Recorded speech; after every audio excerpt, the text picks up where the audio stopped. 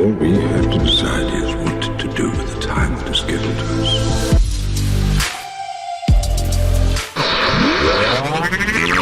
You've reached the internet's home for all things masonry. Join On the Level podcast as we plumb the depths of our ancient craft and try to unlock the mysteries, dispel the fallacies, and utilize the teachings of Freemasonry to unlock the greatness within each of us. I have you now.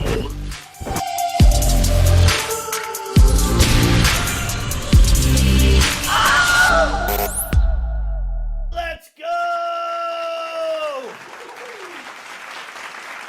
Yes! Ladies and gentlemen, boys, girls, children of all ages, welcome back to On the Level podcast. My name is Matt Stone. We are joined by brother Chris Burns here today. I'm going to let him introduce our guest. But while I have you, if you would please take a second, like, comment, subscribe, all that kind of fun stuff. Share the show. Let everybody know where we are so that way this podcast can be used as a tool here in the state of Florida to promote peace and harmony. So, brother Chris Burns, who do we have on the show today? What's up? Hey, Matt. Good to see you buddy? again. And your nice button down today. Very Yeah, nice. I'm actually trying to snazz it up a little bit there, bud. I like that. Okay, so today we have a special guest, very special guest, Chris Wadsworth. And brother, I'm not sure what your official title is. What do we call you? President? What's your official title? El Jefe.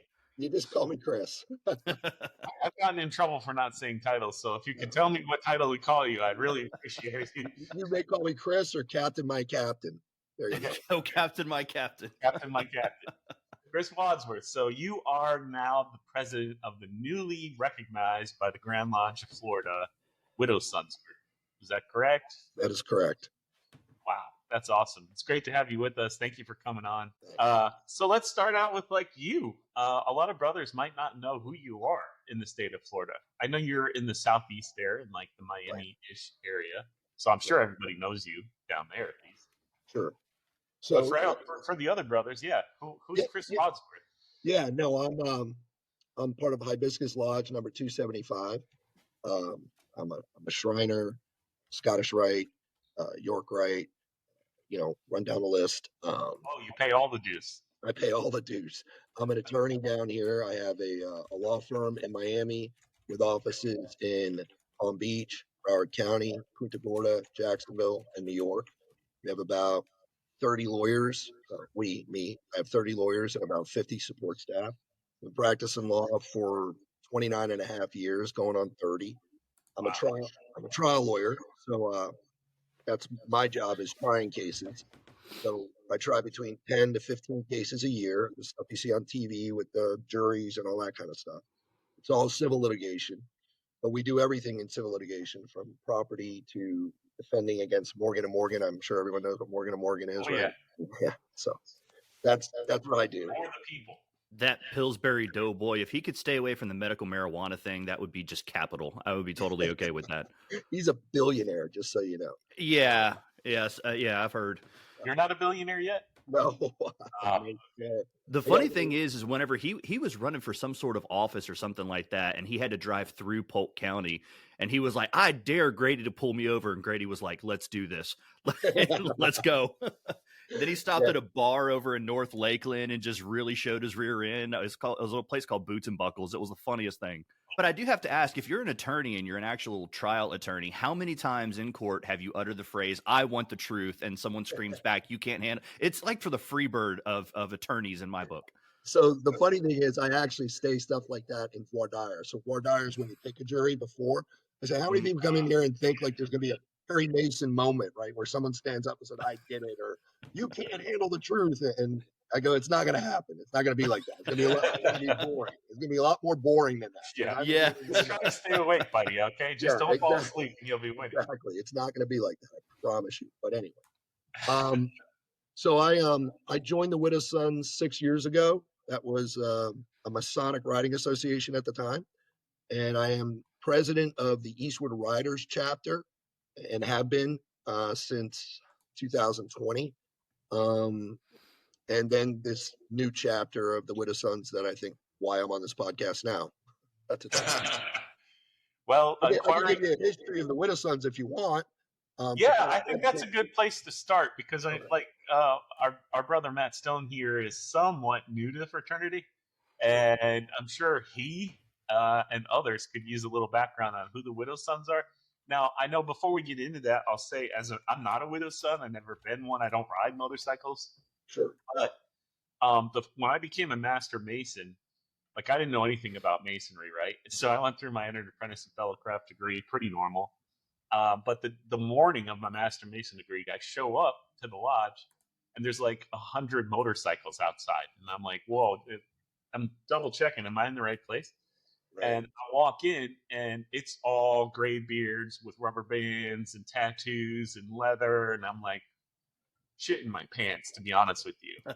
I'm definitely in the wrong place. And everybody was so welcoming, so kind. Those guys did the majority of the work in the second half of the degree, which was really impressive. My first introduction to the Widow Sons was just shock and awe. I was totally impressed with how scary you were on the outside and how awesome and kind everybody was on the inside. Right.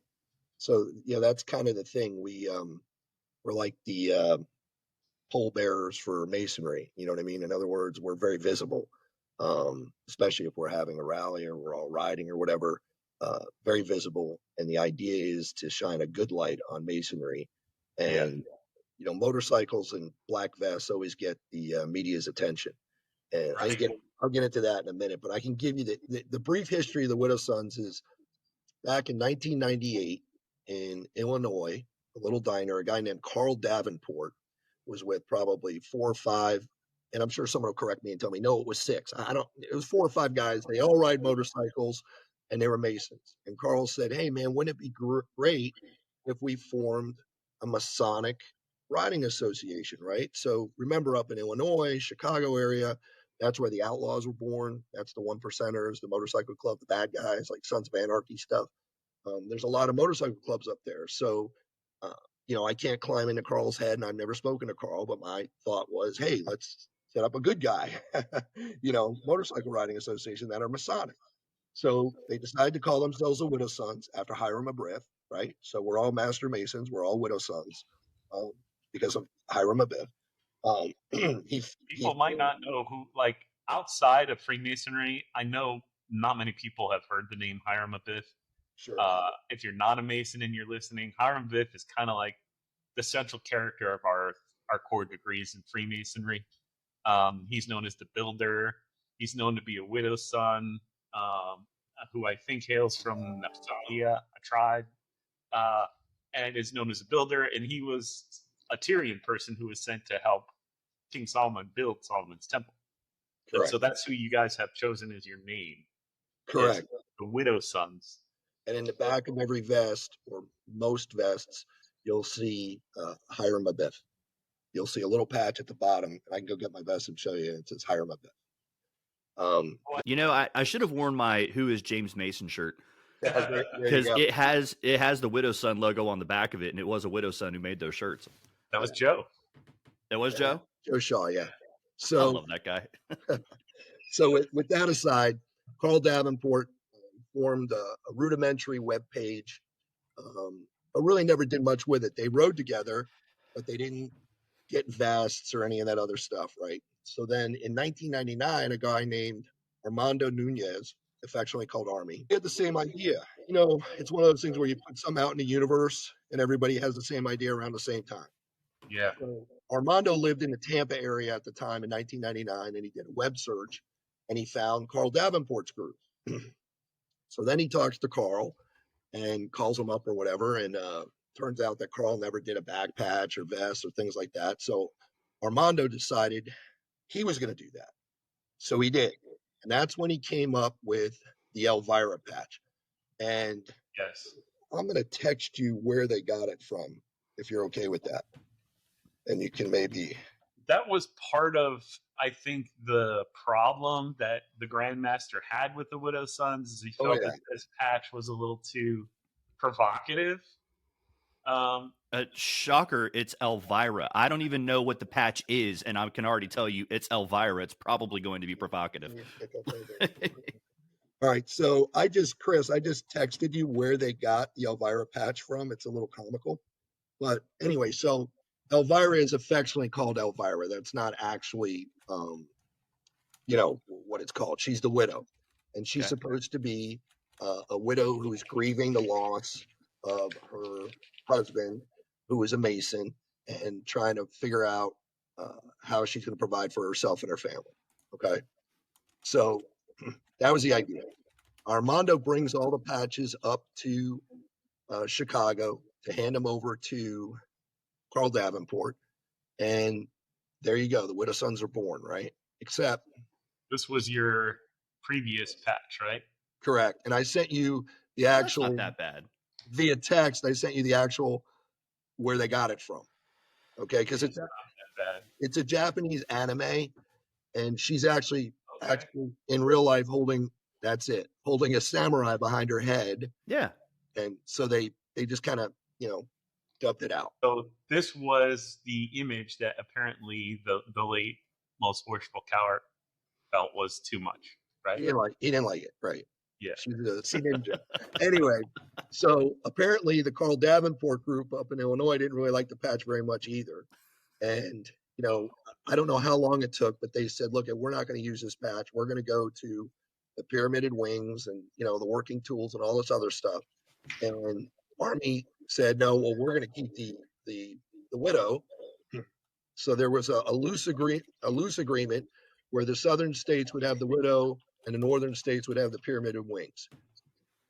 Fast forward. I didn't know that. Fast forward to today, and Florida is the only state with a widow. There were a couple of other states here and there that had them, and then they phased them out. They all went to the pyramid wings. Give me an idea. Florida was the last holdout. We were the last one using that. That's it. Oh, They're wow. The widow sons are in 92 countries. Wow. 92 countries. They all use the pyramided wing. So I want to say 40 states, 92 countries. It's a huge organization. Now, So they're all using, like, this is your new patch that we were showing. ours is a little variation. So where we have the hourglass, the sprig, and the column, they have the working tools. That's the only difference. Oh, okay. So you just chose Okay. different symbols here. Right. That's Was it. there a reason? Did you guys have any meaning behind Yeah. that? Yeah. So the guys that are much smarter in the esoteric masonry could probably tell you the reason for those three things better than I could. I mean, I can tell you what the Well, working tools are for. I'm very familiar with these symbols and what they Yeah, mean. they're in every lodge, right? They're in every lodge, Yeah. This So- is a symbol of human life, so life and death. right? This is a symbol of the broken. This is broken column, so this is Correct. symbolizing the brokenness of man and the then- loss of Iron Biff And then the fall sprigification is right. is obviously eternal. Yeah. Right. So there you go. They felt that the working tools we already have it meet on the level part upon the square, which is really the working tools. So that was the Love it. patch. That was the patch that we went with. And if you actually count the feathers on the wings, the one on the left has 23 feathers. The one on the right has 19 feathers. 2319 is the W and S in Widow Sons when you count in the alphabet. That's So cool.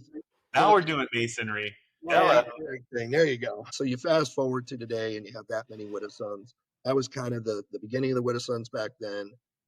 So Florida always claims that we are the originals because even though Carl Davenport had the idea in 98, didn't do much with it. Army Nunez was the one who really kicked it off in 1999.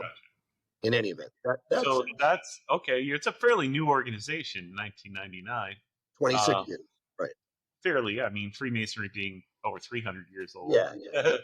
So you guys got into some stuff last year. I mean, you went normal, things were going on. So Like, what had happened was the Widow Sons never submitted paperwork to the Grand Lodge to become recognized and approved. And it's in the digest that if you base your membership on being a Master Mason, and I'll backtrack a little bit. So when Army Nunez formed this organization, you had to do two things. You had to be a Master Mason and you had to own a motorcycle. Okay. Those are the only two requirements. If you wanted to be a Widow Son, Master Mason, own a motorcycle, and you can ride with us, right? So The Widow's Sons never submitted their paperwork to the Grand Lodge to be acknowledged and approved. Never. Not 1999, not So does 2000. that? I mean, Running. what does that really mean? That just means you aren't recognized by the Grand Lodge. I mean, you can still operate, right, without being recognized by the Grand Lodge, can't you? Incorrect. So No. if you read the digest and you are premising your membership on being a Master Mason, that means you have to be a Master Mason to be in the group, and you're not recognized by the Grand Lodge, you cannot operate. They can pull your dues card. I mean, you can operate, but you're not going to be a Master Mason anymore. That's in the digest. And the reason behind that is, the Grand Lodge, if they're Masters and Wardens, Shriners, you run through it, right? They're all under the Grand Lodge. Right. The Scottish Rite, the York Rite, High 12, everything. There you go. Every single one of them.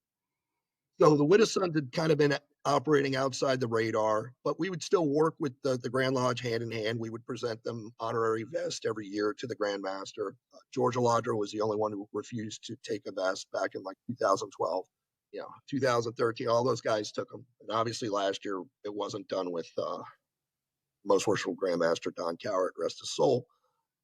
Most Worshipful Grand Master Don Cowart decided, hey, look, it got like 73 organizations that are operating that you got to be a Master Mason, but they haven't submitted their paperwork to us. So he issued decision number 2, which I'm sure you're familiar with, and it really just cited the digest. Very familiar with it. This was the I got a call from the Grandmaster on that one because I published that on our district group page, which I do for every edict that I've ever seen come out for any Grandmaster. But that one was so controversial that there were people from out of state really laying into the wisdom behind that decision. And so I got a call from the Grandmaster that said, take it down. I don't want it there. Right. So I took it down. So that was rough. Technically, he's accurate and correct, right? According to the digest, he didn't say anything that was incorrect or not.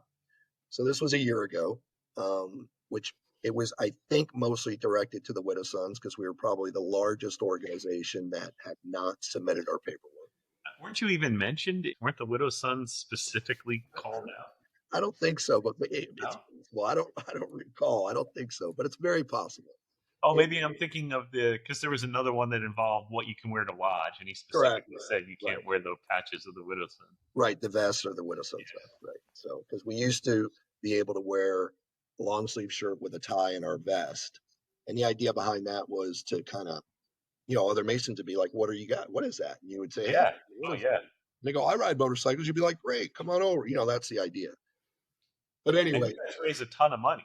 I mean, I know the 2 chapters that were near me, they were always out fundraising, all the lodges. They were always raising more money than we were for charities. I can tell you that at the Eastwood Riders, we raised $10,000 to $20,000 to $30,000. I mean, a lot of money. Last year, we handed out turkeys and boxes of food to everyone at Thanksgiving. We support the young Marines. We sent them to Hawaii on a trip. You know what I mean? Like we do a lot. That's Masonry right there. Right. So, right. So the idea when they first formed the Widow's Sons was, hey, fellowship and a good time. But when you get a bunch of Masons together, fellowship and good time means raising money for charity because that's what we do. Exactly. That's how we have a good time, right? We go and we hand a check over for $10,000, and then we go to the bar and have a beer and go, man, that was great. It feels so good. So we became, I think, a fairly large organization that raises a lot of money for charities. We support the DeMolay down here. They go to conclave every year. We pay for it. Nice. You know what I mean? So for the young kids, I'm all about kids. That's our future. Last year, when that edict came down, being a lawyer that I am, I prepared all of the bylaws that needed to be submitted to the Grand Lodge to get recognized and approved. And we had a meeting. And you can read it on the transparency page. You can read it in my statement. We had a meeting, but not all the presidents were present at the meeting, right? So the way the Widow's Sons works or used to work was you had council of presidents. You had 20 chapters, 20 presidents, and the presidents would vote on stuff, right? Kind of like a republic. And it was just a majority is all that was needed to pass things? Two-thirds. So 2/3. Okay. So we go to this meeting, but not all the presidents are there. Only some of them are there. And my intent, along with a couple of the other guys, was to say, hey, this is what we need to do. We need to submit this. I'm pretty confident. I've been a lawyer a long time. I'm going to be able to work through the red tape. I'm going to be able to call them out and get it done. Yeah. So instead, what happened, the meeting went sideways and people were like, well, I don't know, I'm from Cuba and we had a dictator before and we don't want a dictator now. And I tried to say, look, if you're a Mason, the most worshipful Grand Master is a dictator. And he'll admit he is. Yes. He may be a benevolent one, he may be a good one, but what he says goes, and it's in our obligation. And I won't recite our obligation, but I think we all know, right? Do signs and summons and edicts, right? So I said, so if you're a Mason, you've already got to be under the Grand Lodge, whether it's be a widow son or not. So why not just play within the rules? No, I'm not. He's not telling me what to do, and that's not the way this works. We're Freemasons. Okay. So that was emotions were running high at that point. It sounds like. Right. So what happened was they decided, all right, we're just going to sidestep it, and we're in our own internal bylaws. We're going to remove the requirement that you're a Master Mason. We're going to make our part of his edict was he gave you like a certain amount of time to demit, or you were not going to be a Mason anymore, right? That was what really angered people, I think. Right. Or submit your paperwork. Or submit the paperwork, right? Right. And as soon as you submit your paperwork, to be honest with you, under the Grand Lodge rules, as soon as you submit your paperwork, you're safe. Even if he doesn't approve it, he kicks it back, and you kick it back during that. You're in the process, right? Like exactly. Yeah. You're in the process, and therefore you're safe, right? You're allowed to operate. And so they decided they wanted to remove everything in our bylaws that required you to be a Mason, make our wives associate members. And I did that for them, right? I'm a lawyer. Hey, can you do that? Sure. Whatever. So that was like what the 2/3 majority wanted? 2/3 majority at that meeting, which did not include all of the presidents. Right. It was, okay. Gotcha. So I'm not sure it was 2/3 globally. All of them, right. Right. So went through, cleaned up the bylaws. You don't have to be a Mason anymore. They created a board, just like on a transparency page says, they created a board that's going to guard the West Gate, which means you're not going to be a widow son if you're not a Master Mason. And this is the way it was going to roll. Don Cowart wrote, I'm not going to say God rest his soul every time, but Don Cowart wrote a letter and asked what we had done to come in compliance with decision number 2. And I helped the president pen a letter. Helped means I wrote it and he signed it. It's like any lawyer, right? Like, hey, can you help me do this? Yeah, you write it, and then maybe you change the comma or one word, and then and basically it just said, look, we're no longer a Masonic Writing Association. We're no different than the American Legion or the VFW or the Lions Club. So that's what we did. So he kind of just left us alone, and I think he was frustrated probably. And I always thought, really, that this was going to be a temporary move until Don moved on, right? So the Most Worshipful Grand Master is only in power for 1 year. Right. Thereafter, Most Worshipful Grand Master Tolley was coming up. He's very reasonable. I know him. He comes to my lodge quite often. The guy behind him, and I'll screw up all the names of these guys right up front. It's no disrespect. Pascal Vest right is behind him, and then you got Rick Windley. Pascal Vest is a member of the Low 12. So, talk about you got a friendly line coming up that can really work with you and help you get cemented in with the Grand Lodge and not have to worry anymore, right? Because that's always the big concern. Well, what, there was like, all right, so you get us approved. What happens if the next guy that comes in wants to kick us out? I go, well, that's always the fear, right? I mean, it happened in Kansas. They kicked out the Scottish Rite. The Shriners. They kicked out the Shriners because the Shriners started letting non-Masons become Shriners. So the Grand Lodge of Kansas went, you're out. And when I spoke to Most Worshipful Grandmaster Tolley, he told me that. He goes, I don't understand. He goes, obviously, we have that power, but we only do that if you're doing something unmasonic or not acting like a good Mason or, you break the rules in some manner. And that, that happened, I know.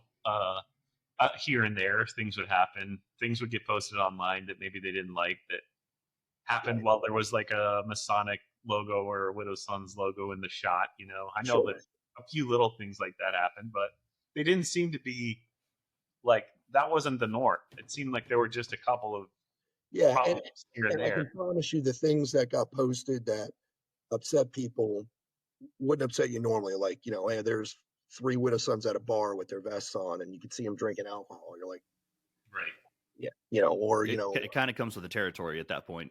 Like, how do you? Right. So guy in Daytona at Bike Fest is wearing his vest, and he gets a shot from a shot girl, and she's wearing negligee, not negligee, but like fishnet. Yeah, like it was provocative dress. Yeah. Provocative. Oh my God, that's horrible. It's terrible. But then I don't know if you ever been to the Nights of Arabia or whatever, the belly dancers, and it's not any more horrible than that, to be honest. I just go back to the shot glass girl. It's like, how dare females have a body and anatomy that actually people enjoy looking at? Some people are repulsed by this. What? How dare we? It's a jealousy thing. It's like, how dare they get to do that and I don't? I think it's more of that. I see the point. It's because you're a 50-year-old male and nobody wants to see you in lingerie, my guy.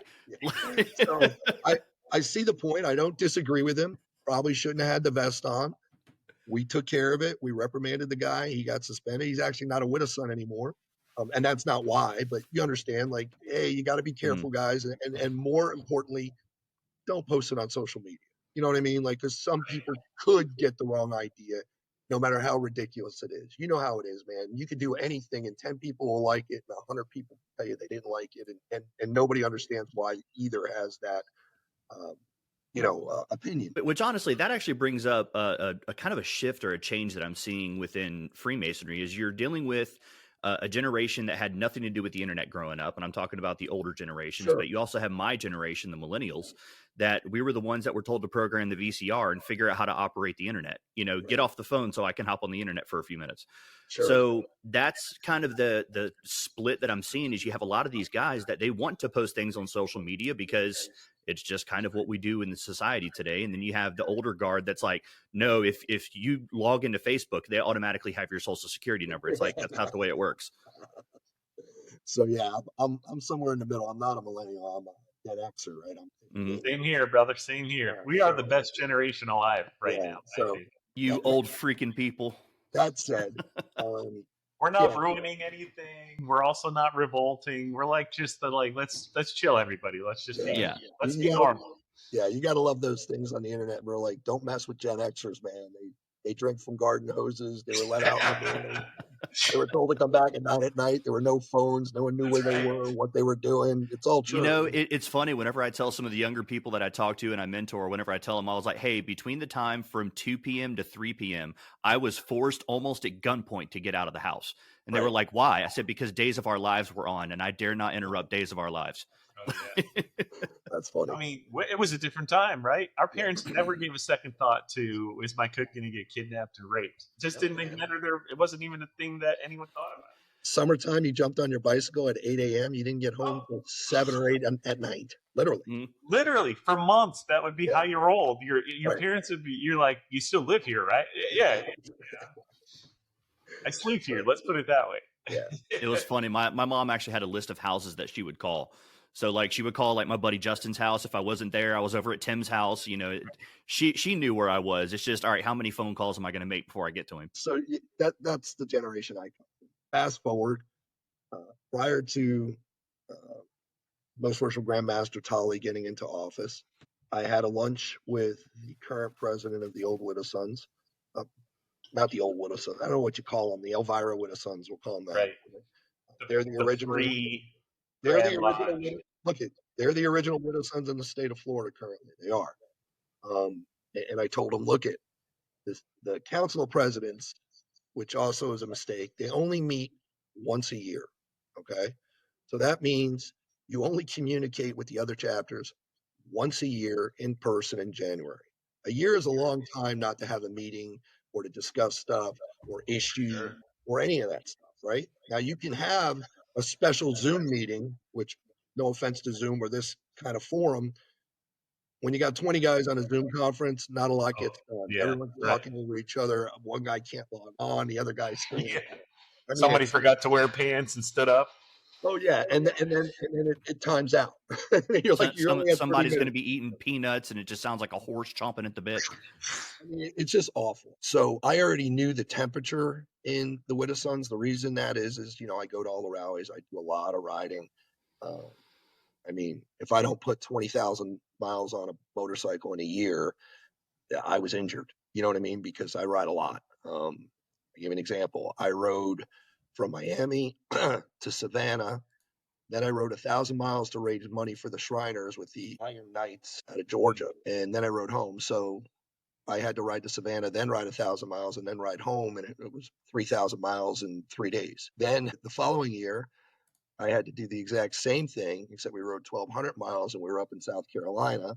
So then it was like 3,500 miles in 3 days. But anyway, point is I ride a lot. So I'm out around these guys a lot. And the temperature was they never wanted to submit the paperwork to the Grand Lodge because they really felt fear that the next Grand Master would cancel us, so to speak. Right. So my problem with that is twofold. Okay. Number one, I don't like to lie. I really don't. And I felt like the whole thing was a lie, right? You're riding around saying you're a non-Masonic riding association, but really you are. And I said, like, what are you going to do if the Grand Master pulls in one of our members and asks him, do you have to be a Master Mason to be a Wittison? He's faced with two choices. One, he can violate his obligation and lie. Or two, he outs the entire organization. Neither one of those things is a good choice. None of that's a good choice. So wouldn't it be better to submit our paperwork, get approved, work with the Grand Lodge, and act like Masons and not have to worry about getting canceled? I mean, so there was a group of guys that were of that thinking of like, hey, let's just follow the rules here and let's get this thing done and let's get back into Masonry. There's many that were very upset with the move to get away from Masonry, so to speak. Now, remember what I told you, that in order to be a Wittison, the first thing you have to be is a Master Mason. And then you have to have a motorcycle. So if you just removed the requirement that you're a Master Mason from your bylaws, you can't be a Wittison, right? You can't. Right. So it's a problem in any event. So when I had this meeting, this lunch with the president, I said, look, at what I'm going to do is when Tolly gets into office, I'm going to get us approved. I'm not going to go to the COP. Then we can bring what's the COP? Council of Presidents. Sorry. And that's the Florida. That's a Florida term, right? Yeah. Now, does Florida answer outside of Florida to any market? I'll get to that in a minute. We're all independent. Okay. So my point was, if we bring it to the council before, they're going to vote not to submit the paperwork, because I know a few very outspoken that steer the entire group that are against it. And I know that from all year round, hearing them, oh, we're never doing that. Oh, that's never going to happen. And these guys are the ones that once they say something, everyone just follows them on. I said, but if I do this, then we can give them a real choice. It's not a hypothetical, right? Because the argument's going to be, well, they're never going to approve us. It's going to take 6 months to approve us. It's never going to happen. But if I go, here you go, we could either be a Masonic Riding Association because I have us pre-approved or not. Choose. That was the intent. And instead, this happens. So I will say, in the president's defense, he probably didn't realize I would do it as quickly, efficiently, and effectively as I did, right? I've got text messages saying I'm talking to Tolly, I'm smoothing things over with Tolly. All true. I spent 2 hours on the phone with Most Worshipful Grandmaster Tolly. He's a great guy. He's like, I want to work with you guys. I think it's amazing. I want you to work with the Grand Lodge. I want to work charities with you. I said, hey, wouldn't it be great if we rode like an honor guard and escorted you places and did things like that? And he said, that would be amazing. You know what I mean? Like, that's what you're supposed to do when you're a Masonic Riding Association. Imagine, leading Tolly to his next GMOV or whatever. That would be amazing. Get the news paying attention to Freemasonry a little bit. Right. And I've been on the news now 3 or 4 times with the Wittisons. One, we were raising money and bringing stuff over to the Bahamas. One we're handing out turkeys. I mean, the news eats this stuff up. They love it. Yeah, they love it. So in any event, in his defense, I don't think I ever told him explicitly I'm handing in the paperwork. I kept saying, I'm talking to Tolly, I'm doing this, I'm doing that. And Tolly kept going, look, this is what you need to do this, do that. And you know, he was such a gentleman and such a good brother and counseled us. And, you know, it was all going along great. And I got text messages where I said to the president, hey, pretty soon our guys are going to need to make a choice. And this was because I knew Tolly was going to possibly sign the paperwork, but not for like 3 weeks, right? And he says, I hear you. You know, so obviously he knows. So you were communicating. Yeah, but I'm going to be clear. I didn't say, hey, I submitted our paperwork, right? I kind of, ego-wise, I wanted it to be kind of like a surprise. You know, like, hey, man, look what I did. Isn't this great? You know what I mean? Like, I swear to God, like, isn't this great? Look, I got it done. And you know, so I said, hey, I'm smoothing things over with Most Worshipful Grandmaster Tolly. I'm smoothing things over with the Grandmaster. He goes, oh, great. You know, I'm going to get it done, blah, blah, blah, that kind of stuff. And the text messages are in between conversations. And if my wife was here, she just walked in. When they accused me of not telling them, she's like, that's BS. I heard you talking to him on the phone. You were talking on the phone and you told him. I go, I know, but I'm not going to get on the internet and go tit for tat. Yeah, you did. No, you didn't. Yeah, you did. I think really the current president, he's more of a wait and see kind of guy, right? He doesn't necessarily go in. So I think he was just kind of waiting and seeing, and maybe he thought it would take longer. But, you know, I'm the guy, and you probably know this, Chris. If you text me, I text you right back. I don't wait. Yeah, so I was like, hey, Chris, what time, how early can you? And he said, let's do it. It's 6 a.m. And I was like, oh, you're like, you're one of those. I'm a military guy, right? I was in the military 10 years. I knew you were military immediately when you said, let's record at 6 a.m. And I went to Matt and I was like, Matt, can you get, and he was like, no. No, not at 6 a.m. So the funny thing about that is, I don't know why, but for some odd reason, and just kind of give you some backstory, is I have a 3.5-year-old at home, little girl. She's adorable, very articulate, very logical, which pisses me off. But either way, apparently yesterday I got up and left for work before she got up, and she was highly upset to the point where she reprimanded me at lunch. Dad, you can't leave for work until I tell you bye. Don't do that again. Oh, wow. Like, she's going to make a great wife to some men. I have an 11-year-old, but he used to be like that. You can't leave without saying goodbye to me. Yep. And honestly, it's adorable, but it's kind of like a cat's in the cradle moment where it's like, I really feel bad for, you know, being at work and traveling for Masonry, and I travel out of state for different stuff. And it's like, I don't get to see my daughter as much as I want to, but this is kind of the life we're called to, right? Right. And I have the same issue because I try to incorporate my son into almost all of my widow son's activities. And my wife hates it because I'll make her drive him to wherever I'm going. And then he'll hang out with me. And sometimes he'll ride on a motorcycle, but some of these rides are long, right? He's 11 and, you know, he's got the attention span. So they'll ride in the car and I'll find things for him to do. You know, I went to the Grand Gathering in Chicago. They flew out to Chicago together. You know what I mean? Like this. Yeah. Because of that, I feel like I'm away from him too long. You know what I mean? And I had him late in life, obviously, because I'm old and he's 11. So I got to spend time with him. So actually, this brings up a question. And now that you've kind of given like a 30,000-foot overview of the situation, this kind of brings up a question is, I'm familiar with other appendant bodies, and I use quotation fingers on that for those listening on audio.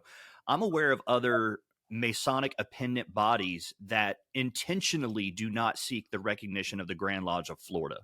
So you know, in that aspect, I could kind of see why the other brothers that split off and did their own thing, or however you want to look at it, but either way, the group that is not recognized by the Grand Lodge of Florida, I totally see their side of it, of they don't want to bend the knee when the person who's in charge for a year could potentially be a tyrannical dictator. And I'm not saying that anybody was, but that very well could possibly happen. Yes, widow sons is an extension of your fraternity. Okay? Right. So you're a Mason, you can be a widow son. Widow sons is an extension of that. So if you're not a Mason, you can't be a widow son. Right. So this is where I guess some of the confusion was at, because my wife picked up on this widow son stuff and started asking me about it. And I'm like, I have no idea. Like, how did you figure this out? So my wife started asking me about it, and she's like, well, an appendant body isn't directly controlled by the Grand Lodge, correct? I'm like, no, the Grand Lodge actually has authority if the people in it are supposed to be Master Masons, because that is in our obligation that we're going to be doing this. At the same time, I understand the hesitance. Yeah, well, no, not hesitance. I understand kind of the mythos of motorcycle riders associations, where they don't they're very anti-authority, and they're very quick to flip the bird to anybody who would exhibit authority over them. So kind of walk us through the Masonic obligation and how you balance those two out. You have the flavor of Masonic motorcycle riders associations, and then you also have a Masonic obligation, which might be in conflict with that. Right. So you're correct, right? Guys who ride motorcycles, and background, I've been riding motorcycles for 33 years. I've ridden with the outlaws. I've ridden with the pagans. I've ridden with not patched, just so you know. I was never in an MC, but they're friends, and I would ride with them. And, I was always an independent guy. That said, you're correct. So guys who ride motorcycles that are bikers, not just Masons that own motorcycles, but bikers, really hate it when there's someone who has authority over them, right? But, we live in society. Everyone has authority over us, right? You go through a red light, you're going to get pulled over. Guess what? You got authority over you. You get arrested, you go in front of the judge. Guess what? He's got authority over you. So in Masonry, we all decided to become Masons. And when we took our obligations, we agreed and acknowledged and accepted that the most worshipful Grand Master has ultimate authority over us as it relates to the fraternity. We will obey all due signs, summonses. I'm sure I'm not getting it correct perfectly, which is probably a good idea. Edicts, obligations, whatever. So now, as a widow's son, you're not technically really an appendant body. We haven't been given appendant body status, I don't think. I'm not sure how you do that, if it can be done. But when's the last time you saw the most worshipful Grand Master walk into the shrine and tell them how to run things? Never. Walk into the Templars, tell them how to run things. Glad. My point is, but it's rare. You're right. Like they're not there to try to cause problems. For the most part, they're there to just try to coordinate. And think about it. He's got 30,000 Masons. Does he really want to run my organization as well? I don't think so. No. So the whole point. I guess it depends on the character archetype that you have sitting in the Grand Master seat. Sure. But he can't possibly control them all. It would be too much work, to be honest with you. Really, I mean, the guy would have to work 24 hours a day, and even then he wouldn't be able to do it because there's so many different human beings. That said, his main goal really is to just make sure we're all acting like Masons. And if you're all acting like Masons, you're fine. If you actually handle your own stuff and let him know, hey, we saw this, we're handling it, that's fine. I promise you, that's all they want. They want to know that it's being handled. So if a Shriner gets out of line and does something crazy, he's going to, whatever. He's going to want to hear from that potentate that says, hey, we got this, we're handling it, right? And you don't need to. In my opinion, if someone who widow sons did something that egregious, they're probably going to be brought up on Masonic charges, because that's the thing. Like, you belong to a particular lodge, which means you answer to the worshipful master. He can summon you. He can order you. Right. He has control over you. So my point is, if you don't want to be a Masonic Riding Association, if you don't want to be an extension of your fraternity, there are plenty of motorcycle riding associations out there, right? In fact, the current original Widow Sons are a motorcycle riding association. They're not Masonic.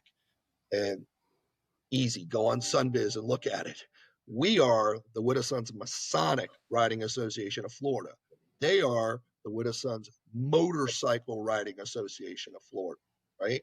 Okay, so there are now two Widow Sons officially, although they have slightly different names, and one is affiliated with Masonry and one is not. Correct. However, the one that's not affiliated with Masonry would say they are affiliated, but, on the down low. How can they make that argument when they're not? I mean, well, it's pretty easy to make the argument whenever you're talking about your intent behind the argument. Of my intention is for this to be a Masonic Riders Association, but and then we can get into the fact that they don't want to bend the knee to Grand Lodge. There is so in their mind, and I'm not taking one side or the other here. I hope y'all guys don't take it like that. But I'm trying to break down the argument of trying to see the both sides of. Here we go. 3, 2, 1, fight. Get over here. So I'm just trying to break down the argument, because it seems like you do have these group of brothers that they are considering themselves Masonic, although they are not officially labeled as Masonic. But who cares if you're officially labeled as Masonic or not? Because I don't want to bend the knee to Grand Lodge anyway. So I totally see that aspect. And I also completely... You have to be disingenuous. Then you have to be disingenuous. You have to lie. You have to. There's no way around it. The minute you say we're all Masons, look, now you got 4701, 4702, and 4703 to contend with in the digest. Yeah. So you got to go, we're not Masons. Oh, okay, you're not Masons. Well, Okay. So okay, I see that argument. And then I also see your... No. I also see your side of it, and your side of it is, hey, let's just color within the lines here. This isn't that big of a deal. So kind of walk us through kind of your intention behind forming, or I should say playing nice with the Grand Lodge. I mean, is this in direct competition with the other group of the Widow's Sons? I mean, what's going on here? My intent was this: submit the paperwork. I submitted it as the state president, because you have to. The state president of the group that you're intending that get recognized and approved has to sign the paperwork. Tyrian Riders just did it back in January. Low 12 did it many years ago, right? In fact, Pascal Vest first of his name was the founder of the Low 12. So I submitted it, and quite frankly, it's a placeholder, right? If you're a lawyer or anybody like that, I could switch a president out in 5 seconds. I honest to God can. And I formed the Florida Corporation because it's a 501(c), and you have to have a corp, and I did it. And again, I put myself as president, but I could change that right now, talking to you without you even knowing it. It'll take me 2 seconds.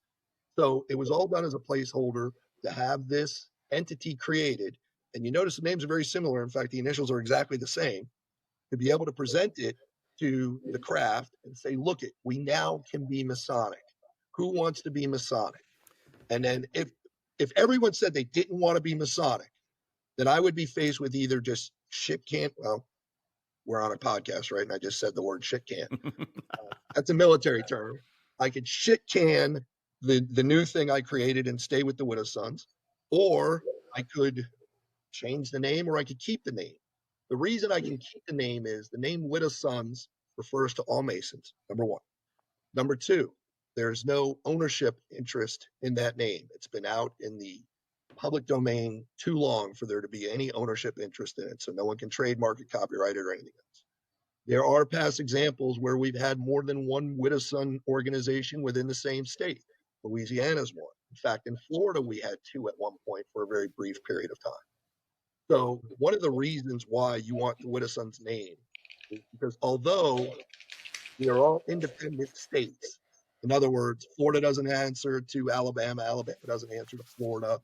You know what I mean? We're all independent. Widow's Sons are all independent. They're not really one giant group. It's little groups all named the same thing because they have a lot of rallies and stuff, and they'll be opened only to Widow's Sons, right? And it's really cool to ride out to Oklahoma or Chicago and go to a giant rally filled with literally 2,000 Masons from across the world. I don't mean the country. I mean the world. And meeting all these guys. And, I've got friends in Mexico. I got friends in Canada. I got friends in Argentina. Everywhere. I got guys text me from Argentina. Hey, we're going to be in Miami. Can you help us out? Yeah, man. What do you need? You need a motorcycle? Let's go. And it's great. So that's really, the Tyrian Riders can't go to a Widow's Son event in Chicago because they're the Tyrian Riders and it's open to Widow's Sons only, right? So that's the benefit of having the Widow's Sons name. Now, we may get blackballed from all these things because of what's happening in Florida until the dust settles, right? There's a lot of positive things that were written, but there's also a lot of negative things because people don't understand. Right. And I thought in my statement, I said my intent was not to hijack the Widow's Sons, right? And then everyone started using the word hijack. I'm like, yeah, you thought that up yourself. Huh? No. So Well, that was no, it almost seems like you and I operate very similarly. So it's not the exact same scenario, but I've had it before where it's like, all right, I have a craft that I have to present this to, so I do all this work on the front end and then present it to the craft. So it almost seems like that's what you right, were doing. Of, hey, I've already done all the heavy lifting of every right, single bit of this. Now it's up to you guys if you want it or not. And guess what? If you don't want it, I can dissolve it with a click of a button. It's exactly, that fast. literally, 100%. That's what it is. So that's where we're at. Instead, it went over like a lead balloon or a fart in church, whichever one you prefer, whichever metaphor. And everyone's like, "You're trying to steal the widow sons." I am not trying to steal the widow sons. But just so you know, the guys that are with us are all widow sons, branded widow sons. Branding is a degree that's given within the widow sons. These guys, there's at least 50 to 100, probably 100. What gives the other 100 guys that we left behind the right to use the name, but not us? I've got 40 members in my chapter alone. Anchor and Arc has 11 members, so now you're up to 51. Hiram's Wheels got 20 members, now you're up to 71. Island Knights has 10 or 15, no, 17 members. You start doing the numbers, you're like, that's a lot of guys. And how come the other group gets to use the Widow Son name, but we don't? You know what I mean? Like, we've earned the name just as much as they have.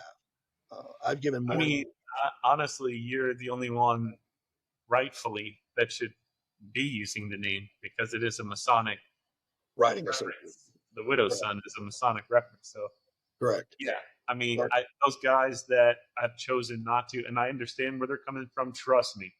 I was also persecuted a bit last year and also had very negative feelings about how that was being done. And I understand their frustration, but we are Masons first. Correct. We need to follow our obligation, which is let's do it the right way. Let's get everything lined up. Let's get our paperwork done. Let's get approved, which you've done. So really, there's no choice in my mind. Even if I was a disgruntled with the Grand Lodge guy from before, I would still want to be Masonic. And I always try to do the right thing by Masonry as a man. And I'm sure you guys do too. That was our mantra was, you're There's no Mason. choice here. Like, I need to be a member of the one that's recognized. That's it. Right. So our mantra when I joined was, you're a Mason first, you're a Widow Son second. Keep that in mind. Right. Always act like a Mason. Okay. Well, So- and even still, to kind of build on this, and Burns, you and I have talked about this quite a bit, is that if your perception of authority is that, if the opposite party is in there and you're just absolutely terrified about that, then that authority has too much authority. And I'm talking about the president of the United States specifically. If it freaks you out that the other side won for the next 4 years, then that position holds too much weight. So in that, if the widow's sons who are now not recognized by the Grand Lodge of Florida, if that is a concern for you, that you don't want to bend the knee to somebody who you think could be tyrannical, you could very easily draft legislation in order to kind of shackle the Grand Master seat a little bit, or put a little bit more checks and balances. So this is a war that can be won, You can do but it it has from to be the a long-term inside. ordeal. And you need to be doing it. You can't change that from the outside. You Right. can only change it from the inside. So my intent and most worshipful Grandmaster Tally's intent was hopefully that everyone would come over and we could merge them.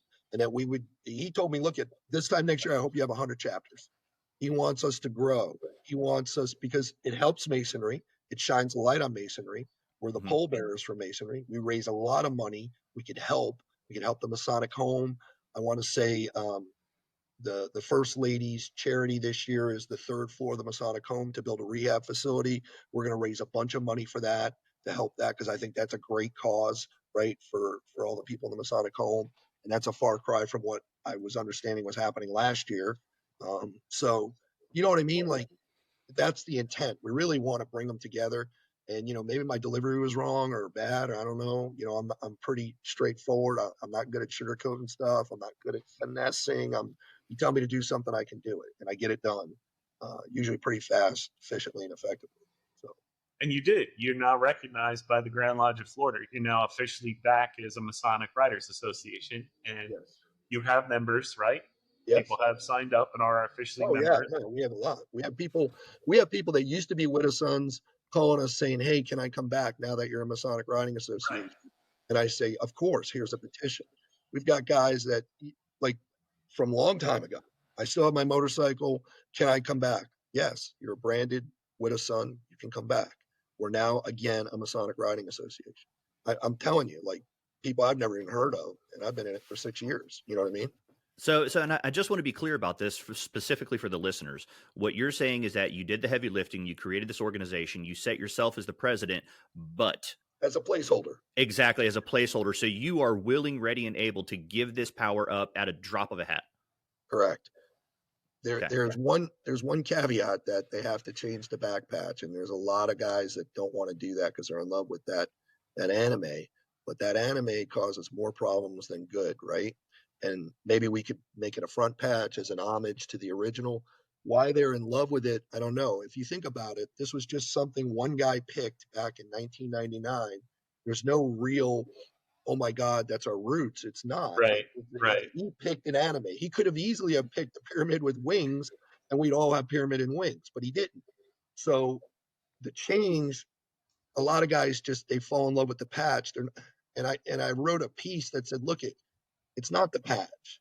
It's not the vest. It's not even the name, guys. It's the brotherhood. It's the working together. It's the Masonic, principles. Right. And that's what it's about. You know, I mean, Right. The patch doesn't make you anything. It's just an object that has no meaning in reality. Correct. So, I learned through Most Worship Grandmaster Tally that the line hates our patch. Like, they all hate it, like, universally. I heard from other states that everyone hates our patch. I've heard from brothers who said they were going to join the Widow Sons but didn't want to because they didn't want that patch. I sent you where the patch came from, Chris. I mean, it's, you know what I mean? There's nothing. It'd be one It's thing. not really a Masonic. No, it'd be one thing if you said, this is Hiram this is a picture of Hiram Abiff's wife or something. Okay. Or honestly, that's what a lot of, because I would, we had a whole wall dedicated to the Widow Sons in our lodge, and that was a big centerpiece, was that patch. Right. And now I just sent you the picture it came from, which is a Japanese anime sexy ninja. It blows my mind because I had no idea where it came from until you just sent me that. And I brought a lot of guys into the fraternity, and they would look at that and go, so is that the Widow Son's wife? And I'd be like, it might be. Honestly, I don't know. So there is a lot of people that just assume that that's supposed to represent the Widow Son's wife. There's not true, apparently. There's a thing a guy wrote, and it's touching. It's supposed to symbolize a widow with an ashen face, finding out that her husband, who was a Mason, died, and concerned about how she's going to survive without him and raise her children. So I get that. That symbolism is nice, but it's made up after the fact, just so you know. Right, it's like, right. All right, how do we justify this sexy ninja on the back of our jacket, our vest? I got it. Let me come up with this statement about her being an ashen, widow. It's just not Masonic. The one we did is Masonic, and it's a copy loosely on the other states, and we wanted it to look enough like the other states so that we're blended in, and quite frankly, right. So there are other countries and other states that have modified it slightly, right? So the wings and the working tools and the pyramid, and if you go on the internet and you look, you'll see like 5 different similar but not the same back sets that we picked. So anyway, that's why we picked that. We wanted to kind of blend in. It sounds like it comes down to we want to these unify. Brothers don't like change. Nobody likes change. It's Correct. hard to do change, and you're making a change, and so there is going to be resistance. I get that. I think you're trying to be sympathetic to them too, right? And say, look, man, I understand why you're upset, but like this is what it is, and like we've met all the rules, and just come home. Right, and just come home and be with us. And believe it or not, one of the biggest sticking point will be the back patch. And I would say, look, if 90% of the world had the Elvira on the back, I'd say you're right. Let's stick with it. We are the only ones with it, man. Yeah. I'm telling you. You go through all 50 other states, they got the pyramided wings. You go to other countries, they all have the pyramided wings. Go on the internet and look. I mean, it can be a little embarrassing when you're the only one holding on to something that everyone else has already moved past. I mean, like Florida was one of the few jurisdictions that doesn't recognize Prince Hall. Right. And to me, as a Mason, that was always like a black Embarrassing. eye on us as a A Mason. little, right, a It's little embarrassing. Right. right? So it's like, let's get on board with everybody else and get this done. I don't see the problem in that. I do understand that people are going to resist that. No, However, 100%. Right. you know, it's like in anything. You go to your Blue Lodge, some idea comes up that you disagree with, you stand up and you fervently state your views, and somebody else states theirs, and the craft decides. When that decision's made, you need to get on board. Right. You had your say, you had your chance, it went another way. So now it's time to be a good Mason and go with the will of the craft.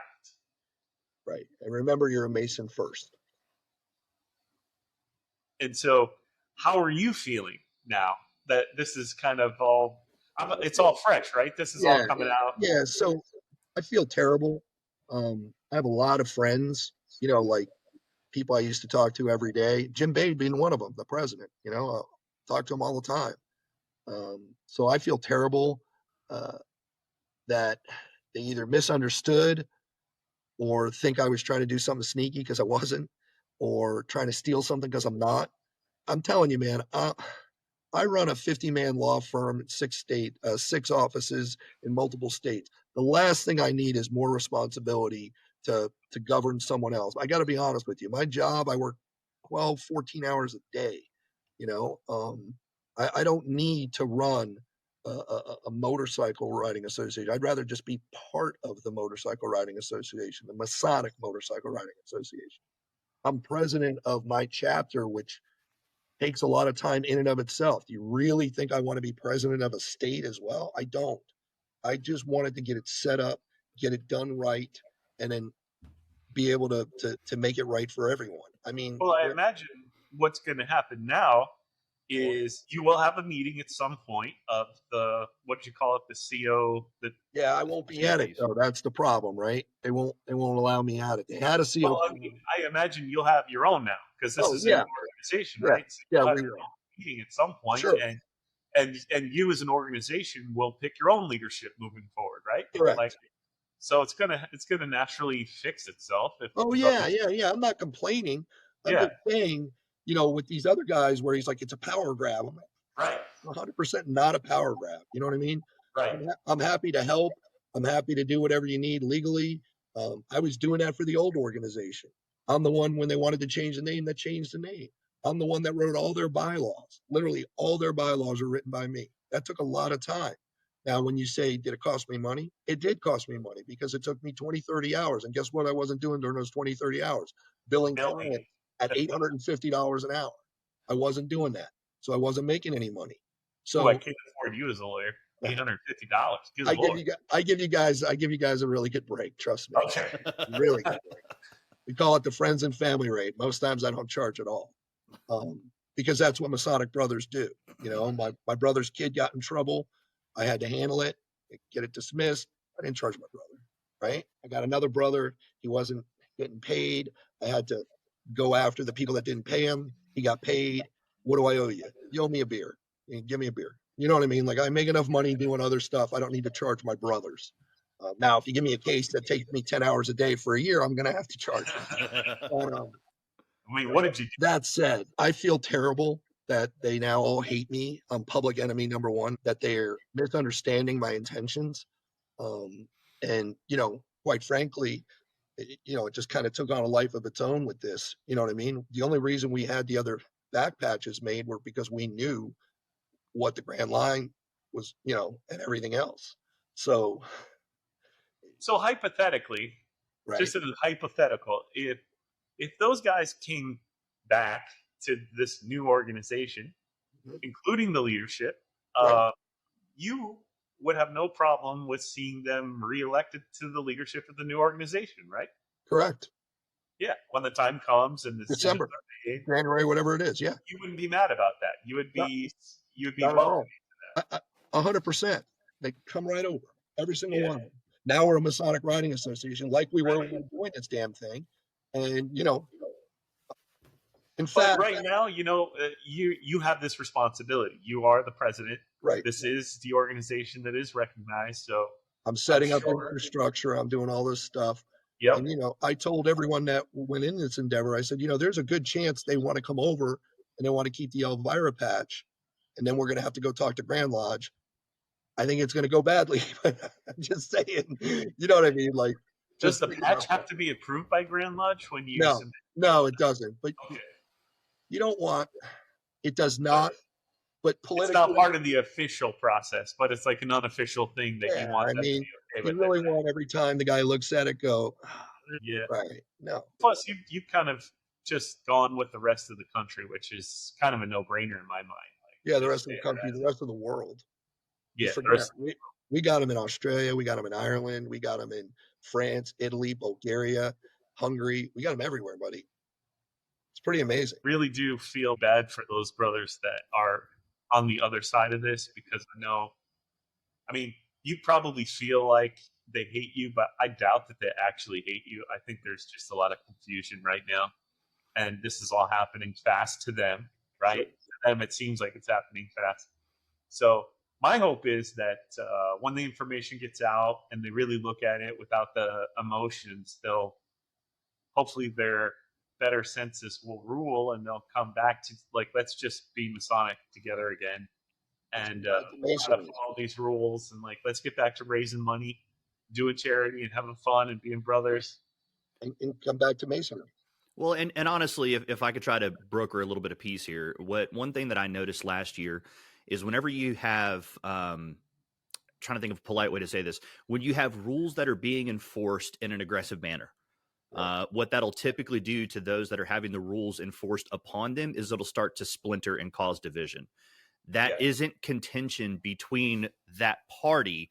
That's exterior force being applied. So the brothers on both sides of this conversation, and from what it sounds like the brothers that are not recognized by Grand Lodge right now, y'all guys have to understand is that there's still good intention being done and performed on the opposite side of this argument. It was an exterior force that created this contention in the first place. So it makes most sense in the world to just, all right, let the tempers calm down a little bit, let the temperature cool down.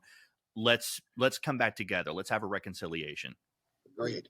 And that's what I want. That's going to be your challenge, is having to work through that now. I'll earn that certified by the Supreme Court of Florida as a mediator. I think I'll earn that badge if I'm able to do this. Well, we really appreciate you coming on and helping us understand and helping the listeners kind of understand better what's going on in the Widow Sons and what led you here and what you're doing now. Widow Sons is a great organization. As we say, Widow Sons forever, forever Widow Sons. Really if someone wants to join the Widow Sons, or if you have a member of the old Widow Sons that wants to come back, how can they reach you? What's the best way to do that? The email is probably the best way. My email address is CW, that's Charlie Whiskey, at WMD, that's Weapons of Mass Destruction, -law, LAW.org, O-R-G. Yes, it was done on purpose. Yes, it was formed back in the day. I saw that in your email, and I thought, nah, it's got to mean something else. I love that email. Everything from the Charlie Whiskey on.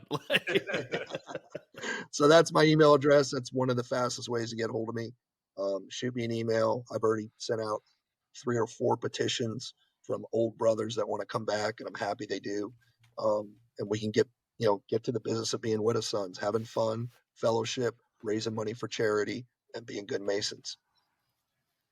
Is there anything as we go on the way out that you would like to share with the fraternity? Not even necessarily just the Widow Sons, but you have an opportunity here to speak to Masons all over the world. What would you tell them?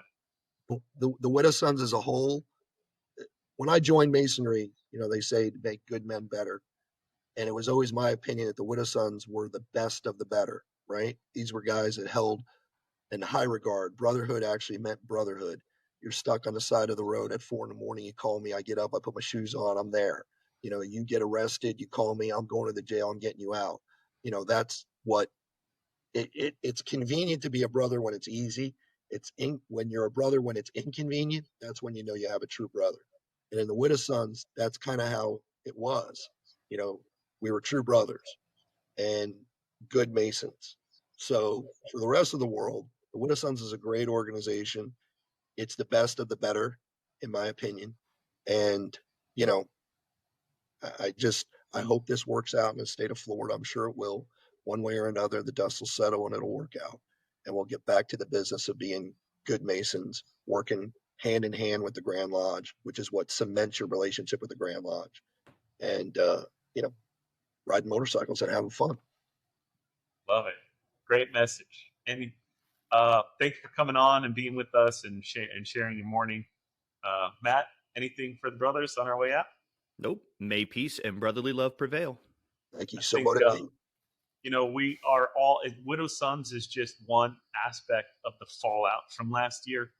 The entire state is going through some form of trying to come back together, trying to find normalcy, so. It was very divisive last year, Yeah, it was much tough. Much like our politics, to be honest with you. Yeah, right? exactly. It was like, man, it infected everything. Everybody was very divisive. And we got to be. Still, it's very divisive. And the root of this, all of this, is we've stopped talking to each other. Correct. That's the reason we had so much chaos last year, because they gagged the state. They said, we're not going to talk. We don't want you talking. We're not talking about this. And it just caused so many problems. And it's the same thing in politics.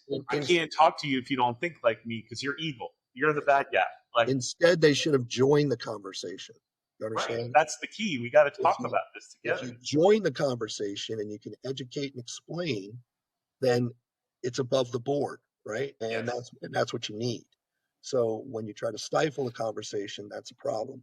When you refuse to speak to someone else because they don't think like you, well, then how are you ever going to get another perspective? How are you ever going to understand their position? Right. How do you even know your position's right? You may talk to me for 10 minutes and I may go, you know what? You're right. I see your position. Yeah. I may not say it out loud, but in my mind, I'll say it. And then, right? Because everyone's got an ego. And then tomorrow I'm espousing your position because what you said was correct. Right. So you got to listen, man. You got to just you got to open heart, I guess, is the best way to say it. I don't know. I don't want to sound too corny. But, well, and here's the thing that I've kind of discovered is you also have to trust your brother's intention. That's one thing that I noticed real big last year is as I was trying to work, this angle at Turkey Creek, I had brothers that were pissed. I mean, furious with me. And I'm like, no, you need to understand my intention behind this. And my intention behind this is for the good of Turkey Creek, the good of the craft, the good of you name it. I'm trying to do the most good here. But instead, because you're not having that conversation, because you're not talking and keeping communication flowing, they think the worst of you. And that's a bad place to be, man. It really is. Yeah. As soon as you start making assumptions, you're immediately wrong. 100%. But you're operating like something that you're very confident that you do. You're saying something with such confidence and authority that people are like, that must be true. It's not. Right. We lie to ourselves all the time, and our worst enemy is our ego. It's the enemy of man is the ego. We have to admit you're wrong, or to admit the other side is right. You almost can't do it, right? It hurts. You're like, I honestly don't know what you guys are talking about. I get up every day, look in the mirror, and say, "You've got a phenomenal head of hair. You are just so handsome." Look, buddy, I'm not far behind you. I mean, this hairline keeps going and going and going. It's on a full blown retreat. I'm with you, man. I'm getting this weird. Right? Yeah, I mean, it's. So here's the thing, and we've said it on the show before, but I'm on TRT, and so it's so funny because all of this is not coming back. But dadgummit, I have got hair on my back that is insane. If all of y'all could just move to the proper location, that'd be great. Buddy, I know the feeling. Trust me, I know the feeling. Spades, what's up, brother? Yes, thank you. We do appreciate it. Thank you very much. Hopefully you'll come back on the podcast and keep us updated as things progress. Yeah, man, anytime. All right. Thank you so much. On the Level podcast is out.